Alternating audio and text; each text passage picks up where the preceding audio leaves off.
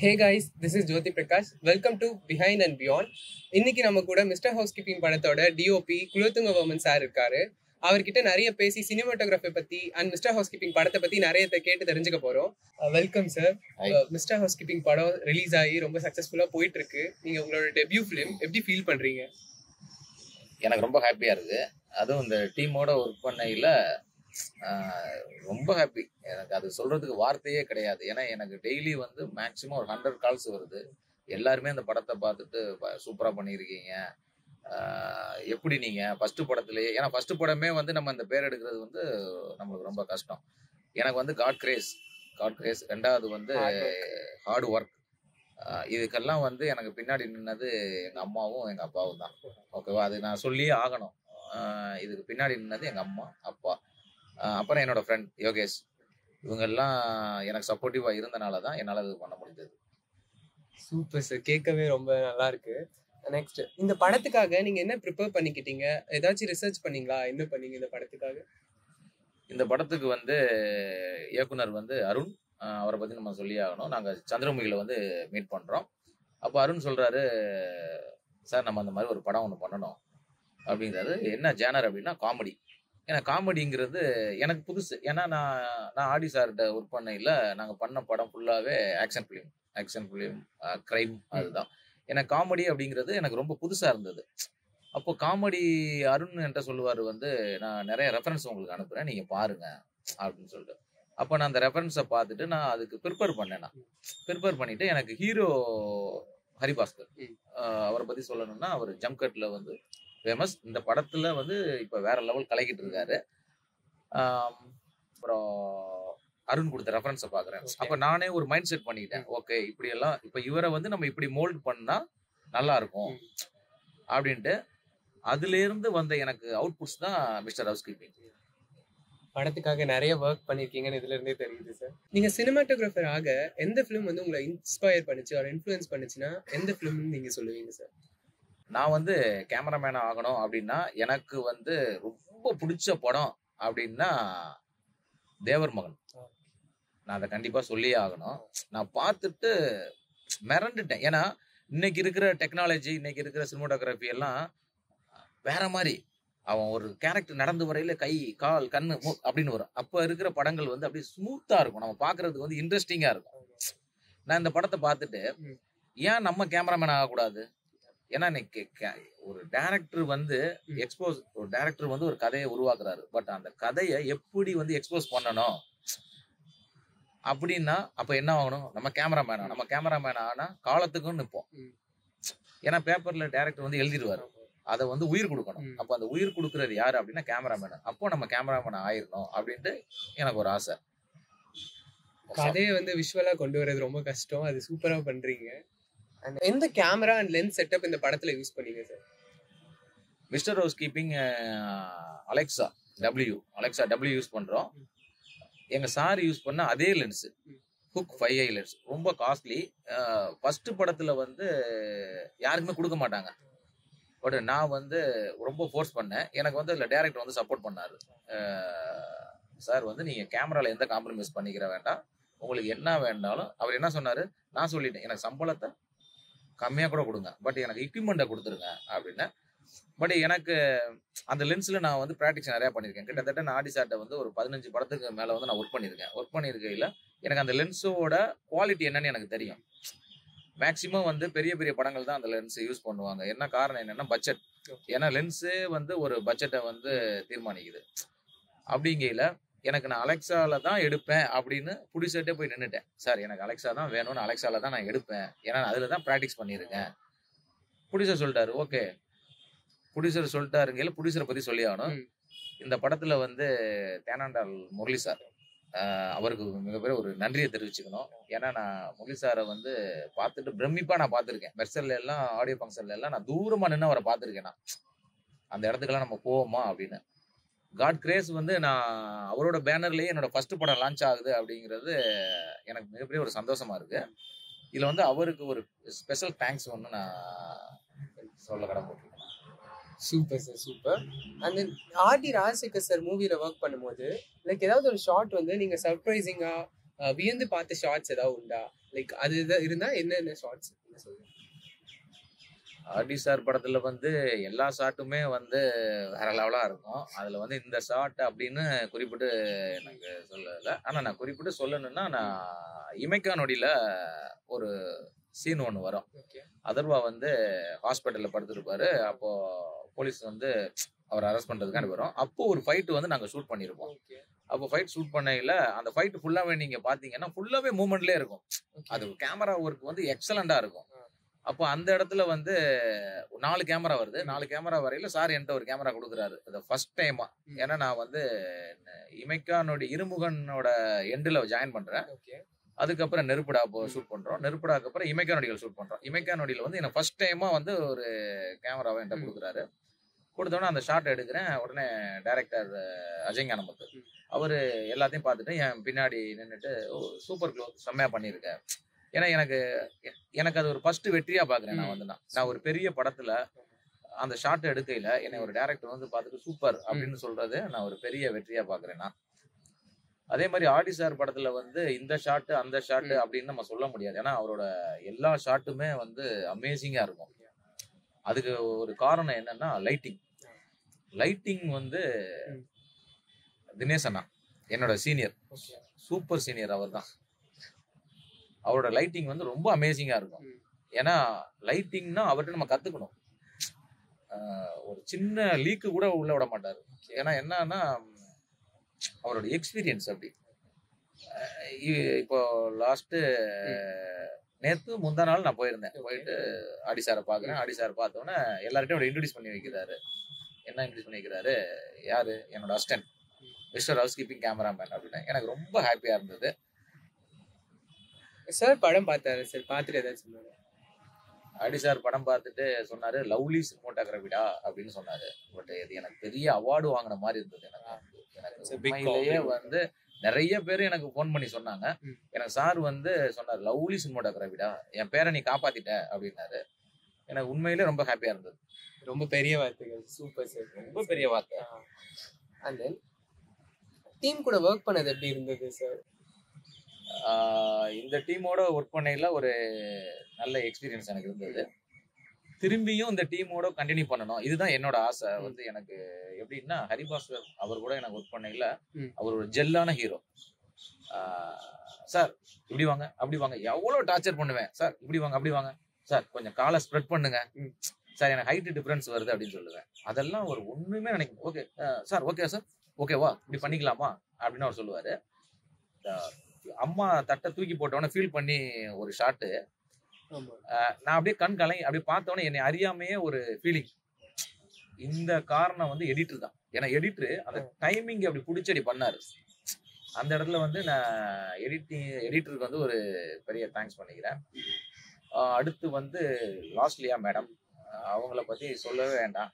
ரொம்ப எப்படி சொல்றதுன்னா அவங்க ஹீரோயின் மாதிரியே இருக்க மாட்டாங்க. வந்து வருவாங்க, ஜி சூப்பராக ஜி நீங்க எடுத்த அந்த ஷாட்டு. ஏன்னா அதுக்கப்புறம் தான் என்னோட அட்டென்ஷன் ஃபுல்லாவே வந்து ஹீரோயின் மேல லாஸ்ட்லியா மேடம் திரும்புது. ஏன்னா ஒரு என்னைக்கா இருந்தாலும் ஒரு டெக்னீஷியனை வந்து யாரு வந்து பாராட்டுறாங்களோ அப்பதான் எனக்கு திரும்பி ஒரு மோட்டிவேஷனா இருக்கும். இன்னும் நம்ம என்ன பண்ணலாம், அவங்கள என்ன எப்படி நம்ம காமிக்கலாம். ஏன்னா எனக்கு வந்து எப்படின்னா எனக்கு வந்து எங்க சாரோட ஃபார்முலா தான். எங்க சார் வந்து ஹீரோயினை ரொம்ப அழகா காமிப்பாரு. ஏன்னா இப்ப முக்கியமா இளவரசர், நான் அவரை பத்தி நான் சொல்லி ஆகணும். டைரக்டர் வந்து அப்படியே ரொம்ப ஃபாஸ்டா துடிச்சுட்டு இருக்காரு. டைம் ஆயிட்டு இருக்கு நான் என்ன பண்ணணும் அப்படின்னு சொல்லி துடிச்சிட்டு இருக்காரு. இந்த கேப்ல நான் என்ன பண்றேன் அப்படின்னா ஒரு ஷாட் ஒன்னு எடுக்கிறேன். பொண்ணு பார்க்க போற ஷாட். அந்த ஷாட் எடுக்கையில டைம் ஆயிடுச்சு. என் முன்னாடி ஒரு போஸ்ட் இருக்கு. இளவர் சார் வர்றாரு, வந்துட்டு ஷாட் எடுத்தாரு. டைரக்டர் ஓகே அப்படின்ட்டாரு. இல்ல ஒன்மோர் போகணும் அப்படின்ட்டாரு. என்கிட்ட கேட்கிறாரு, குலோத்துங்கன் ஓவர்லாப் தானே அப்படின்னாரு. சார் செம்ம சார், எப்படி சார்? ஏன்னா நான் ஒரு ஒயிட் லென்ஸை போட்டு தூரமா இருக்கேன். அப்போ அதை பார்த்த உடனே நான் மிரண்டுட்டேன். வந்து எப்படி வந்து இவரு, ஏன்னா அந்த எக்ஸ்பீரியன்ஸ், ஏன்னா அவர் ஒரு கேமராமேன், அவருக்கு தெரியுது இந்த நம்ம இந்த இடத்துல நிக்கிறோம், முன்னாடி போஸ்ட் இருக்கு, கண்டிப்பா அது ஓவர்லாப் தான் ஆயிருக்கு அப்படின்னு.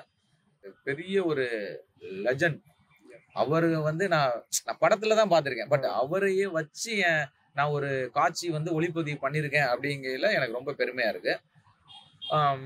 அடுத்து வந்து சொல்ல போனா காமெடி அதுக்கு வந்து அவர் சாராபா சொல்லி ஆகணும். ஏன்னா அவர் நிறைய இன்டர்வியூல சொல்லியிருப்பாரு வந்து டைரக்டர் வந்து அப்படியே தலையில ஒரு இதெல்லாம் கட்டிட்டு வருவாரு, அதுக்கு இணையா வந்து கேமராமேன் வந்து காமெடி பண்ணுவாரு அப்படின்னு நான் நிறைய சொல்லியிருக்கேன். இது வந்து எப்படின்னா நாங்க எப்பவுமே படம் ஷூட் பண்ற மாதிரியே இருக்க மாட்டோம், ரொம்ப ஹாப்பியா இருப்போம். சாரா அவரை பத்தி நான் சொல்லணும் அப்படின்னா அவரை வச்சு நாங்க ஒரு சீன் ஒன்று எடுக்கிறோம். என்ன சீன் அப்படின்னா ஹீரோ வந்து ஃபெயிலியர், லவ் ஃபெயிலியர், கடலுக்குள்ள ஒதுக்கிற மாதிரி ஒரு சீன் நீங்க பாத்துருப்பீங்க. அப்ப என்னன்னா காப்பாத்த போறதுக்கு இவர் போறாரு. போகையில அங்க இருக்கிற மக்கள் ஃபுல்லாவே என்னன்னா நான் கேமரா பேன் பண்ணி பிடிக்கிறேன், சாராவை அவரை பேன் பண்ணி பிடிக்கிறேன், பேன் பண்ணி கேமரா மேல தூக்குறேன், ஆண்டி வருது. என்னடா ஆண்டி வருது, சாரா எங்கடான்னு பார்த்தா தண்ணிக்குள்ள உருண்டு போயிட்டு இருக்காரு. அப்போ வந்து அது லைவான ஒரு டயலாக் அவர் சொல்றாரு, டேய் உன்னால வந்து என்னடா காப்பாத்த வரானுவ. ஏன்னா அந்த டயலாக் வந்து அது ஆக்சுவலி வந்து டைரக்டர் வந்து அது கொடுக்கல. அப்போ இவர் சொல்றாரு, டேய் உன்னால தாண்டா வந்து உன்னைய காப்பாத்த வந்தாலும் என்ன காப்பாத்த வராண்டாங்கல. அப்போ உடனே டைரக்டர் அதை கேட்ச் பண்ணிட்டாரு. சூப்பரா இருக்கு, இதை பண்ணிடலாமே. நான் சொன்னேன் சார் ஒரு ஒன் மோர் எடுக்கணும். இன்னொன்னு அதுக்கு டேரக்டர் சொல்றாரு, ஒன் மோர் எடுத்தா அவ்வளவுதாங்க, பேக்கப் பண்ணிட்டு நம்ம போக வேண்டியதா. இந்த ஷூட் முடியுது. ஷூட் முடிஞ்சோடனே ரயான் வந்து பிக் பாஸ்க்கு போறாரு. அதே மாதிரி ரிலீஸ் அன்னைக்கு முதல் நாள் நைட்டு ரயான் வர்றாரு. உங்க எல்லாருக்குமே தெரிஞ்சிருக்கும். போகையில இப்படி போனாரு, வரையில ரொம்ப இதா வந்தாரு. ரயானோட டீம்னு சொல்ல போனா அந்த டீம்ல நடிச்ச எல்லாருமே வேற லெவல். அதுல குறிப்பா சொல்லணும்னா அவரோட ஃப்ரெண்டு, ரயானுக்கும் ஃப்ரெண்டு அவர் யோகேஷ், நீங்க எல்லாம் பாத்துருப்பீங்க. அப்படியே அப்படி ஒரு மாதிரி வருவாரு, வந்து டே அப்படிம்பாரு. பட் இன்கேஸ் அது ஃபுல் சீன் எடுத்தோம், பட் வைக்க முடியல. எப்போ டெலிட்டர் சீன்ல வரும்னு நான் நினைக்கிறேன். இந்த டீமோட ஒர்க் பண்ணையில எனக்கு எப்படி சொல்றது, திரும்பி இந்த டீமோட நம்ம எப்போ ஒர்க் பண்ணுவோம் அப்படிங்கிற மாதிரி தான் எனக்கு இருக்கு. நீங்க சொல்றதுல இருந்தே தெரியுது செட்டே எவ்வளவு என்கேஜிங்கா லைவ்லியா இருந்திருக்கும்ட்டு. லைக் படம் ரொம்ப ரியலிஸ்டிக்கா இருந்தது, ரொம்ப நேச்சுரலா இருந்தது, பார்க்கும்போது ரொம்ப சூப்பரா இருந்தது. ஆக்சுவலி படத்துல வந்து இப்போ லாஸ்ட்லி அவங்க வந்து உங்ககிட்ட ஏதாவது இந்த ஷாட் சூப்பரா இருக்கு, எனக்கு இந்த ஷாட் ரொம்ப பிடிச்சிருக்கு, இல்ல உங்களுக்கு இவங்களோட ஷாட் இது சூப்பரா இருந்தது அப்படின்னா நீங்க எந்த ஷாட் சொல்லுவீங்க சார்? எனக்கு வந்து அவங்க லாஸ்ட்லியா வந்து சொன்ன ஷாட் வந்து அந்த மொட்டை மாடி சீன் சொல்லலாம். ஏன்னா மொட்டை மாடியில் நான் சொல்லுவேன், மேடம் பூவே கருவிருச்சு மேடம் அப்படின்னு நான் சொல்லுவேன். அப்போ அவங்க பார்ப்பாங்க, எப்படி நீங்க வந்து அவங்க என்கிட்ட கேட்டது என்ன சார், என்ன சார் ஒண்ணுமே தெரியலையே அதுன்னு. நீங்க ஒண்ணுமே நீங்க கவலைப்படாதீங்க, ஃபைனல் வரையில நீங்க பாருங்க. ஏன்னா அவ்வளோ வெயில், அதை நான் எப்படி பண்ண போறேன் அப்படின்னு நான் ஃபீல் பண்ணல. என்ன காரணம் என்ன, நான் அதை தாண்டின வெயில எல்லாம் நான் ஷூட் பண்ணியிருக்கேன். எனக்கு தெரியும்ல இந்த லெவல் நம்ம பண்ணோம்னா இந்த லெவல் வரும் அப்படின்னு சொல்லிட்டு. எனக்கு அவங்களுக்கு பிடிச்ச சீன், எனக்கும் பிடிச்ச சீன் அப்படின்னா அந்த கெட் டுகெதர் ஒரு சீன் இருக்கும். பட் அந்த சாரி, அந்த சாரி கட்டிட்டு வரையில அப்படியே ஏஞ்சல் மாதிரி இருந்தாங்க. மானிட்டரை பார்த்துட்டு என்னை கூப்பிட்டே சொன்னாங்க வந்து சூப்பரா இருக்கு, ஏன்னா என்னங்க அப்படிதான் சொல்லுவாங்க சார். அப்படின்னா ஏங்க சொல்லுங்க சூப்பரா இருக்குங்க அப்படின்னா ஓகே மேடம். ஏன்னா அந்த இதுலயே நீங்க பார்த்துருப்பீங்க, அது பார்க்க ஒரு இன்ட்ரெஸ்டிங்கான ஒரு கலர்ல இருந்திருக்கும். பட் என்னன்னா நான் இப்போ கொடுத்த கலர் வந்து வேற, பட் நான் எடுக்கையில அது பார்க்கையில ஒரு இன்ட்ரெஸ்டிங் ஒரு சாக்லேட் கலர்ல இருக்கும். அந்த சீன் வந்து எனக்கு ரொம்ப பிடிச்ச ஒரு ஷாட். அவங்கள வந்து அப்படியே ஒரு ஏஞ்சல் மாதிரி இருக்கும், அதுல பார்க்கையில அப்படியே ஒரு ஏஞ்சல் மாதிரி அங்க வந்திருப்பாங்க. அது எனக்கு அந்த சீன்ல அவங்க என்ட்ரி சீன் ரொம்ப பார்க்கும்போது ரொம்ப ரசிக்கிற மாதிரி இருந்தது, சூப்பரா இருந்தது. அந்த இந்த மொட்டை மாடி சீன் வந்து இப்போ லைக் நிறைய ரீச் ஆயிட்டு இருக்கு. மொட்டை மாடி சீனுக்கு வந்து தியேட்டர்ல ரெஸ்பான்ஸும் பயங்கரமா இருக்கு, அவுட்புட் சூப்பரா இருந்தது சார் மொட்டை மாடி சீன். அந்த படத்துல வந்து லாஸ்ட்லி அவங்களுக்கு நிறைய காஸ்டியூம்ஸ் இருந்தது, பட் ஒரு சில காஸ்டியூம்ஸ் வந்து ரிப்பீட்டடா இருந்தது. அதுக்கு ஏதாவது ஸ்பெசிபிக் ரீசன்ஸ் இருக்கா சார்? நீங்க கேட்டது வந்து கரெக்ட் தான், பட் வந்து அதுக்கு ஸ்பெசிபிக் ரீசன்லாம் கிடையாது. நான் தான் முன்னாடியே சொன்ன மாதிரி ஒரு ஹீரோயின்னா 10-15 காஸ்டியூம் போடணும். ஏன்னா எங்க படத்துல வந்து லாஜிக்கே உடைக்கணும். இதுதான் எங்க படத்துல என்ன, லாஜிக்கே உடைச்சிடணும். இதுதான் ஒரு காரணம், வேற எந்த மேட்டருமே கிடையாது. எங்களுக்கு வந்து லாஜிக்கே கிடையாது. எங்களுக்கு வந்து என்னன்னா ஸ்கிரிப்ட் வந்து ஸ்ட்ராங். ஏன்னா இதுல காஸ்டியூம் டிசைனர் அப்படின்னா அவங்க வாசிக்கு மேடம், அவங்க நிறைய பெரிய படங்கள் பண்ணியிருக்காங்க. இந்த புது டீமுக்குள்ள அவங்க வந்தது வந்து எங்களுக்கு ஒரு ப்ளஸ். ஏன்னா அவங்க ஒரு வார்த்தை சொன்னாங்க, நான் எந்த டீமுக்கு வந்தாலும் அந்த படம் ஹிட்டு அப்படின்னாங்க. எனக்கு அன்னைக்கே வந்து எல்லாரும் சொன்ன மாதிரி ரொம்ப ஹாப்பியா இருந்தது. கண்டிப்பா காஸ்டியூம்ஸ் வந்து பத்தி சொல்லி ஆகணும். காஸ்டியூம்ஸ் எல்லாருமே ரொம்ப சூப்பரா இருந்தது, ரொம்ப ஆப்டா இருந்தது. எல்லாரும் கமெண்ட்ஸ்ல கூட சொல்லிட்டு இருந்தாங்க காஸ்டியூம்ஸ் எல்லாம் சூப்பரா இருக்குன்னு சொல்லிட்டு. அண்ட் தென் சினிமாட்டோகிராஃபில லைட்டிங் வந்து ரொம்ப முக்கியமான விஷயம் சார். இந்த படத்துல நீங்க லைட்டிங் எப்படி ஹேண்டில் பண்ணீங்க? அதுவும் அந்த மொட்டை மாடி சீன் அண்ட் ஆக்ஷன் சீக்வன்ஸ் இதுல எல்லாம் லைட்டிங் எப்படி ஹேண்டில் பண்ணீங்க சார்? ஸோ குறிப்பாக சொல்ல போனோம்னா நான் ஃபைட்டுக்கு வந்து லைட்டாக யூஸ் பண்ணல. ஓகே. எல்லாமே வந்து ஸ்கிம்மர்ஸ் தான். ஏன்னா டைரக்டர் என்ன கேட்குறாரு அப்படின்னா, எனக்கு மலையாள ஃபைட்டு மட்டும் ஒரு மலையாள பட ஸ்டைலில் இருக்கணும். ஏன்னா ஒரு கேமராமேன் எவ்வளோ பட்ஜெட்டடா அதை ஹேண்டிலிங் பண்றானோ அதுக்கப்புறம் தான் அவனுக்கு வந்து அடுத்தடுத்த படங்கள். இப்போ நம்ம ஒரு பெரிய படமா நம்ம ஒரு 2 ஹவர் ஹோல்ட் பண்ணி வச்சுட்டு லைட்டிங் பண்ணலாம். பட் அது சின்ன படத்துல வந்து நம்ம அதை கையாள முடியாது. நம்ம சின்ன படத்துல ஒரு அந்த மாதிரி நம்ம பண்ணணும் அப்படின்னா இமீடியட்டா ப்ரொடக்ஷனுக்கு ஒரு ஃபோன் போகும். சார் கேமராமேன் வந்து 2 ஹவர் எடுக்கிறாரு அப்படின்னு சொல்லிட்டு மேக்சிமம் நான் வந்து லைட்டை வந்து இந்த படத்துல அவாய்ட் பண்ணிட்டேன். மொட்டை மாடி அதே மாதிரி தான் மொட்டை மாடி சீன்ல வந்து நம்மளுக்கு லைட் யூஸ் பண்ண வேண்டிய தேவை இருந்தது. ஏன்னா நம்ம அந்த இடத்துல இருக்கிற வெயிலோட அளவு வந்து ஜாஸ்தி. அப்போ நான் ஹீரோவுக்கு வச்சா பேக்ரவுண்ட் ப்ளீச் அவுட் ஆகுது, பேக்ரவுண்டை கண்ட்ரோல் பண்ணா ஹீரோ டார்க் ஆயிடுறாரு. அப்போ என்ன பண்ணேன், பேக்ரவுண்டை கம்மி பண்ணிட்டு ஹீரோவுக்கு 4 M40 வச்சு அடிக்கிறேன். அப்போ அவர் ஹீரோ என்ன சொல்றாரு, ஐயோ ரொம்ப கண்ணு சுடுதே அப்படின்ட்டு. பரவாயில்ல சார் அட்ஜஸ்ட் பண்ணிக்கங்க அப்படின்னு சொன்னேன். இந்த மாதிரி தான் அந்த சீன் எல்லாம் நம்மளுக்கு ஒர்க் அவுட் பண்ணோம். ஷார்ட்ஸ் எல்லாம் ரொம்ப சூப்பரா இருந்துச்சு சார். நீங்க சினிமாட்டோகிராஃபரா ரீசெண்ட் டைம்ஸ்ல ஏதாவது ஒரு படத்தை வியந்து பாத்தீங்கன்னா அது எந்த படம் சார்? ரீசெண்ட் டைம்ல நான் வியந்து பார்த்தேன் அப்படின்னா அது அனிமல். அந்த படத்தை சொல்லலாம். சினிமாட்டோகிராஃபி நீங்க பாத்தீங்கன்னா லைட்ஸோட ஷேடோஸ் எல்லாம் ரொம்ப ஹார்ட்ஸா இருக்கும். நீங்க பாத்துருக்கலாம் வந்து லைட்ஸ் எல்லாம் அப்படியே ஷேடோவா இருக்கும், அப்படி இருக்கும், இப்படி இருக்கும். ஏன்னா அப்ப நான் யோசிச்சேன், அனிமல்லையே அப்படி வைக்கல, ஹவுஸ் கீப்பிங்ல நான் வைக்க மாட்டேனா அப்படின்னு தான் டேரக்டர் சொல்லுவாரு. என்ன தலைவரே அங்க ஷேடோ வருதுன்னு, நீங்க அனிமல் படம் பாத்தீங்களா? அது மாதிரிதான் இதுவும் இருக்கும். அவர் வச்சா கரெக்ட், நான் வச்சா தப்பா? கரெக்டா இருக்கும் தலைவா, வாங்க தலைவா அப்படின்னு. நான் வியந்தது வந்து அனிமல் தான். அனிமல். அப்புறம் இதுக்கு முன்னாடி ஒரு படம் சொல்லணும்னா நான் அசுரனை சொல்லுவேன். ஒரு பர்ஃபார்மன்ஸ் ஒன்று பண்ணியிருப்பாரு. என்ன பர்ஃபார்மன்ஸ் பண்ணியிருக்காருன்னா, அந்த பையனை கூட்டிகிட்டே போயிட்டு இருப்பாரு. ஒரு இதே மாதிரி நம்ம உட்காந்துருக்க மாதிரி ஒரு காட்டுல வந்து ஒரு கல்லில் உட்காந்துருப்பாரு. அப்போ அவர் எந்திரிப்பாரு. எந்திரிச்ச உடனே அந்த வெயில் வந்து கண்ணில் அடிக்கும். கண்ணில் அடிச்ச உடனே அப்படியே தடுமாறி வந்து கீழே உட்காருவாரு. ஏன்னா இதெல்லாம் வந்து என்னன்னா, நானும் அந்த இதெல்லாம் உணர்ந்துருக்கேன். ஏன்னா ஊர்ல இருக்கையில எல்லாம் ரொம்ப லாங்கா நடந்து போயிட்டு இருக்கல, எனக்கு அந்த வெயில்லாம் என்னை தடுமாறி என்னை கீழே உட்கார வைக்கும். அப்போ இதெல்லாம் வந்து நான் பார்த்துட்டு ஒரு மனுஷனால இப்படியெல்லாம் முடியுமா?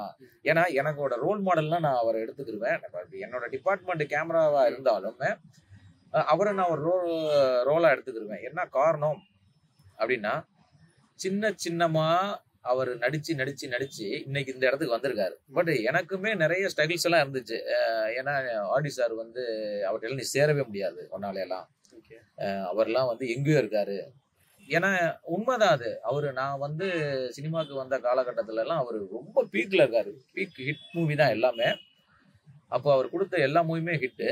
ஏன்னா நான் போயிட்டு அவர்கிட்ட சேரணும் அப்படின்னா அது ஒரு பெரிய கனவு தான். பட் அந்த இடத்துல எனக்கு மோட்டிவேட் பண்ணது வந்து என்னோட ஃப்ரெண்ட் அசோக். நான் அவனை சொல்லி ஆகணும்.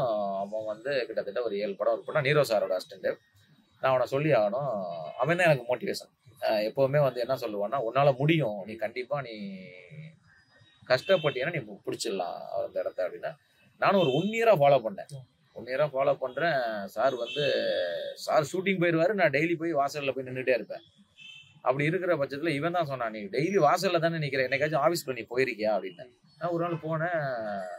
சார் சொல்றாரு, என்னோட நல்ல கேமராமேன்ட்ட போய் ஜாயின் பண்ணுப்பா. இல்ல சார், உங்களோட நல்ல கேமராமேன் எனக்கு தெரியல யாருன்னு, நான் உங்கள்கிட்ட ஜாயின் பண்ணிடுறேன். ஏன் ஜாயின் பண்றேன்? இல்ல சார், எனக்கு வந்து இந்த R.D. ராஜசேகர் அப்படிங்கிறது அதுல ஒரு மேக்னெட்டிக் ஒன்று இருக்கு. அதே மாதிரி உங்களோட அசிஸ்டண்டா லைஃப் டைமா நான் உங்களோட அசிஸ்டன்ட். நான் எத்தனை படம் பண்ணி எந்த இடத்துக்கு போனாலுமே என்னோட குரு யாருன்னா ஆடி சார் தான்.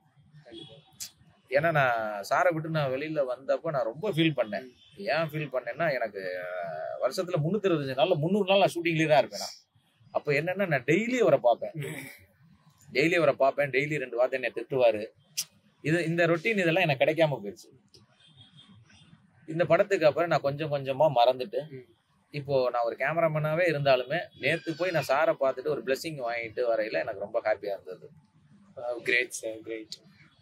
இப்போ காமனா எல்லா இன்டர்வியூஸ்லயும் ரேபிட் ஃபயர் திஸ் ஆர் தட்னு இருக்கும்.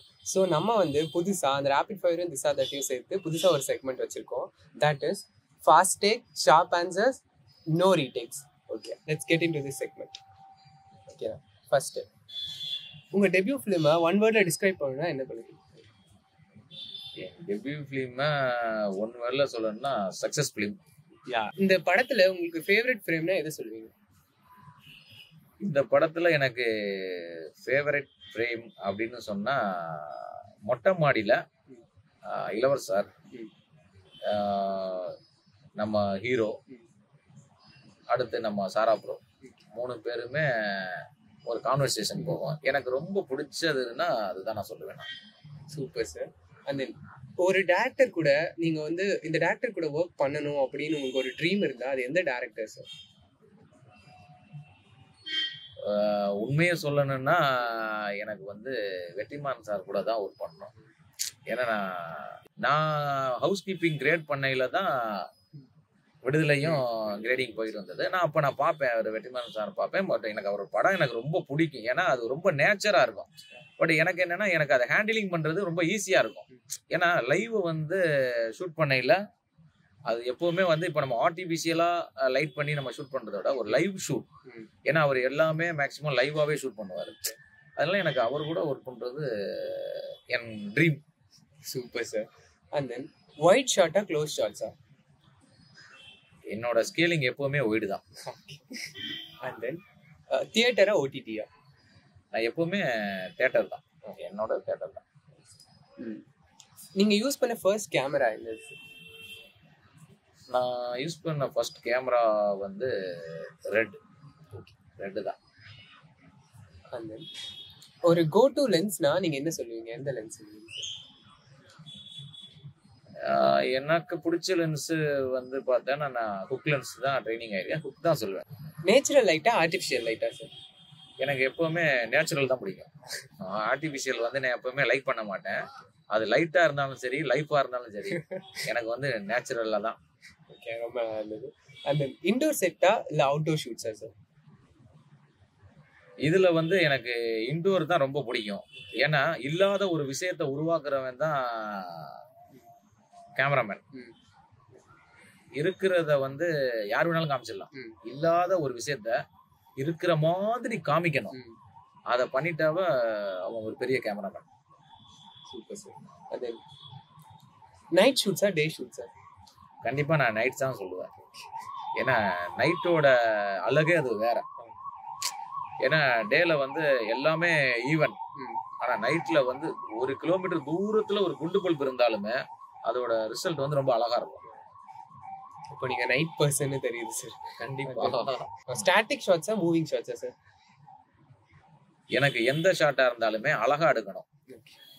கண்டிப்பா அழகா இருக்கணும்.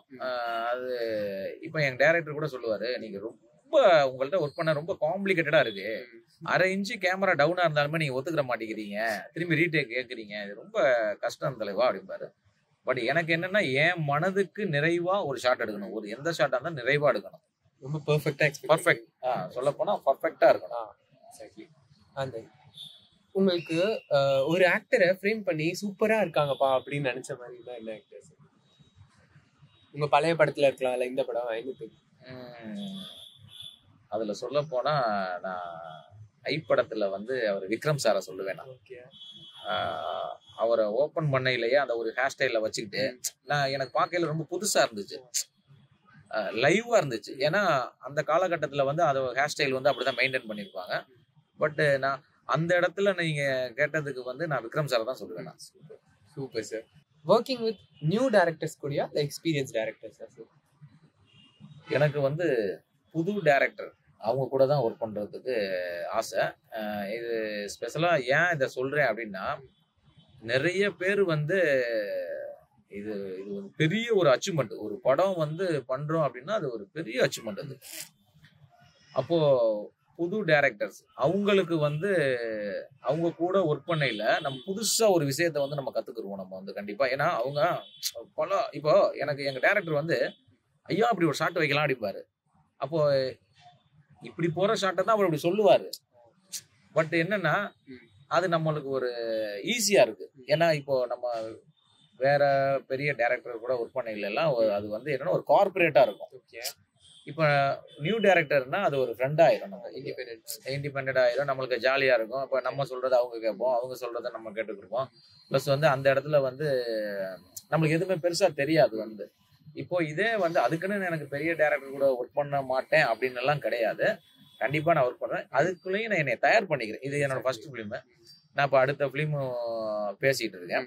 இப்போ நான் அதுல முடிச்சுட்டு நான் என்னையே நான் இம்ப்ரூவைஸ் பண்ணிக்கணும்ல. ஏன்னா நம்ம ஒரு இடத்துக்கு போனோம்னா அது கரெக்டா இருக்கணும். அங்க போயிட்டு திணறக்கூடாது, எதுவுமே பண்ணக்கூடாது. Super sir. இப்போ பிகினர்ஸ்க்கு சினிமாட்டோகிராஃபர் ஆகணும்னு நினைக்கிறவங்களுக்கு நீங்க என்ன சொல்லுவீங்க சார்? அவங்களுக்கு ஒரு ரோட் மேப் மாதிரி இப்படி இப்படி பண்ணா நீங்க இதெல்லாம் பண்ணணும் அப்படின்னா நீங்க என்ன சொல்லுவீங்க சார்? புதுசா இருக்கவங்களுக்கு வந்து இப்போ நிறைய பேர் வந்து எல்லாருக்குமே வந்து கேமராமேன் ஆகணும், டைரக்டர் ஆகணும்னு சொல்லிட்டு அப்படி ஆசை இருக்கும். அவங்களுக்கெல்லாம் நான் சொல்றது என்னன்னா, ஹார்ட் ஒர்க் முக்கியமா வந்து ஹார்ட் ஒர்க் பண்ணணும். எந்த இடத்துலையுமே ஒரு சின்னமா ஒரு பொய் இருக்கக்கூடாது. எப்பவுமே வந்து இதுதான் நான் சொல்றேன். நீங்க எந்த கேமராமேன் கூட ஒர்க் பண்ணாலுமே அவங்களுக்கு வந்து ட்ரூனஸா இருக்கணும். அவங்க வந்து என்னன்னா, நீ வெளில போடா அப்படின்னு சொல்லக்கூடாது, நீனா போயிரு அப்படிங்கிற அளவுக்கு நம்ம இருக்கணும். ஏன்னா நீங்க எவ்வளவுக்கு எவ்வளவு ட்ரூனஸா இருக்கீங்களோ அவ்வளவுதான் உங்களால ஒர்க் கத்துக்க முடியும். நம்ம எப்படி சொல்றதுன்னா, இப்ப நிறைய பேர் இருக்காங்க, அவங்க என்னன்னா நிறைய கேமராமேன்ட்ட வந்து ஒர்க் பண்ணுவாங்க. பட் அது ஏன் அப்படின்னு எனக்கு தெரியல. பட் நம்ம என்னன்னா ஒரு கேமராமேன் கூட தான் ஒர்க் பண்ணணும். நம்ம ஒரு கேமராமேன் ஒர்க் பண்ணாதான் அவங்களோட ஸ்டைல வந்து நம்ம கேரி பண்ண முடியும். நம்ம கேரி பண்ணணும். அது இப்போ நிறைய பேர்கிட்ட நம்ம வேலை செஞ்சோம் அப்படின்னா அது என்ன ஆகும், அவரோட ஸ்டைல் வருதா, இவரோட ஸ்டைலா, ரெண்டாவது அந்த இடத்துல பயம் இல்லாம போயிடும். நீங்க இல்லைன்னா நான் இன்னொருத்தவன்ட்ட போவேன், அவங்க இல்லைன்னா இன்னொருத்தவன்ட்ட போவோம். இப்ப இந்த மாதிரி வந்துடும். நான் என்னை பொறுத்த வரைக்கும் ஒரு கேமராமேன்ட்ட ஒர்க் பண்ணுங்க, அவங்களுக்கு சப்போர்ட்டிவா இருங்க. கண்டிப்பா வந்து ஆண்டவனே உங்களை மேல கூட்டிட்டு போ. நீங்க உண்மையா உழைக்கும் பட்சத்துல வந்து உங்களுக்கு அதோட ஊதியம் வந்து கண்டிப்பா கிடைச்சே தீரும். ஏன்னா அந்த ரூலை தான் நானே ஃபாலோ பண்ணேன். நான் சார்ட்ட வந்து தமிழ், தெலுங்கு, மலையாளம், ஹிந்தி மட்டும் நான் ஒர்க் பண்ணல, எல்லா லாங்குவேஜ்லயுமே நான் ஒர்க் பண்ணிட்டேன். அவ்வளோ ஒர்க் பண்ணனாலதான் அந்த எக்ஸ்பீரியன்ஸ் எனக்கு வந்து நான் யாரை எப்படி ஹேண்டிலிங் பண்ணணும், யாரு கூட எப்படி பழகணும், ஹீரோயின் கூட எப்படி பழகணும், ஹீரோ கூட எப்படி பழகணும், நான் இவ்வளவு நாள் அவர்கிட்ட நிலைச்சு நின்னேன் அப்படின்னா என்னோட மெயின் தாட்ஸ் ஃபுல்லாவே நான் கேமராமேன் ஆகணும். அவ்வளவுதான். எனக்கு வந்து மணி வந்து பெருசா நான் அதை இது பண்ணல. எனக்கு வந்து கேமராமேன் ஆகணும். எனக்கு ஒரு நாளுமே நான் நினைக்கிறது என்னன்னா, இன்னைக்கு ஆயிடுவேனா, நாளைக்கு ஆயிடுவேனா, இந்த படத்துல ஆயிடுவேனா, அந்த படத்துல ஆயிடுவேனா. அப்படிதான் வந்து எனக்கு தெலுங்கு படத்துல நான் வெளியில போறதா இருந்தது. சார் திடீர்னு ஃபோன் பண்ணி சொல்றாரு, நீ சந்திரமுகி ஒர்க் பண்ணு, உனக்கு நல்ல ஒரு எக்ஸ்பீரியன்ஸா இருக்கும் அப்படின்னு. நான் சந்திரமுகி ஒர்க் பண்ணேன். சந்திரமுகி மூலம் தான் டைரக்டர் அருண் வந்து நம்மளுக்கு பழக்கமாறாரு. கண்டிப்பா. ஆனா அருணை வச்சு நான் சொல்லணும்னா, அவரு எப்படி சொல்றேன்னா, அவரு அமைச்ச பாதையில இருந்து அவர் விலகல. ஏன்னா நிறைய ஸ்ட்ரகிள்ஸ் வந்துச்சு, இப்படி அப்படி இப்படி. ஏன்னா ஃபர்ஸ்ட் படம் பண்ணையில நிறைய விஷயங்கள்லாம் இருக்கும். அவர் அந்த பாதையில இருந்து விலகவே இல்லை. அப்போ அதுக்கு ஒரு ஸ்ட்ராங் பில்லர்ஸ் அப்படின்னு சொல்லணும்னா, வாசாரோட கோ டைரக்டர் ஒரு சுகுமாரன் சாரு ஸ்டேஜ்ல கூட கூப்பிட்டு இளவர் சார் வந்து அவரை வந்து பாராட்டினாரு. அவரை வந்து நம்ம சொல்லலாம். இப்போ எங்க எல்லாருக்குமே வந்து ஒரு சீனியர்ஸ். நான் வந்து மற்ற மாதிரி சாரு அப்படின்லாம் சொல்ல மாட்டேன், நான் அண்ணன் அப்படிதான் சொல்லுவேன். அவர் வந்து எனக்கு ஒரு சப்போர்ட்டிவ் பண்ணாரு. அதே மாதிரி இப்போ புதுசா வர்ற கேமராமேன்ஸுக்கு எல்லாருமே ஒரு சப்போர்ட்டிவ் பர்சன் ஒன்று இருப்பாங்க. அவங்களுக்கு நம்ம ட்ரூனஸா இருந்தா கண்டிப்பா அவங்க உங்களை கொண்டு போய் சேர்க்க வேண்டிய இடத்துல வந்து சேர்த்துருவாங்க. நான் திரும்பியும் சொல்றது என்னன்னா, நீங்க ஒரு சின்ன பர்சன்டேஜ் கூட வந்து அந்த இடத்துல வந்து நம்ம போய் சொல்லிட்டோமான்னு நம்ம நம்புற ஒருத்தவங்க வந்து நினைச்சிடக்கூடாது. இதை நீங்க ஃபாலோ பண்ணாவே கண்டிப்பா இன்னைக்கோ நாளைக்கோ நாளை மறுநாளோ கண்டிப்பா நீங்க கேமராமேன் ஆயிருவீங்க. நம்பிக்கையை வந்து கைவிட்டுறாதீங்க. Super sir. நீங்க சொல்றது ரொம்ப இன்ஸ்பைரிங்கா இருந்துச்சு. இது நிறைய பேருக்கு யூஸ்ஃபுல்லா இருக்கும் நம்புறோம். உங்க கூட பேசினது ரொம்ப நல்லா இருந்தது. ரொம்ப இன்ட்ரெஸ்டிங்கான கான்வர்சேஷனா இருந்தது. உங்க ஹார்ட் ஒர்க் பத்தி தெரிஞ்சது சூப்பரா இருந்தது. அண்ட் உங்க நெக்ஸ்ட் ஃபிலிம்ஸ்க்கு all the best. Thank you so much for இன்டர்வியூக்கு டைம் கொடுத்ததுக்கு. Thank you sir. Thank you so much. படத்தை பாருங்க, சூப்பரா போயிட்டு இருக்கு. இந்த வெற்றிக்கு காரணம் வந்து ஆடியன்ஸ் தான். நான் ஆடியன்ஸுக்கு வந்து ஒரு நன்றியை தெரிவிச்சுக்கிறேன்.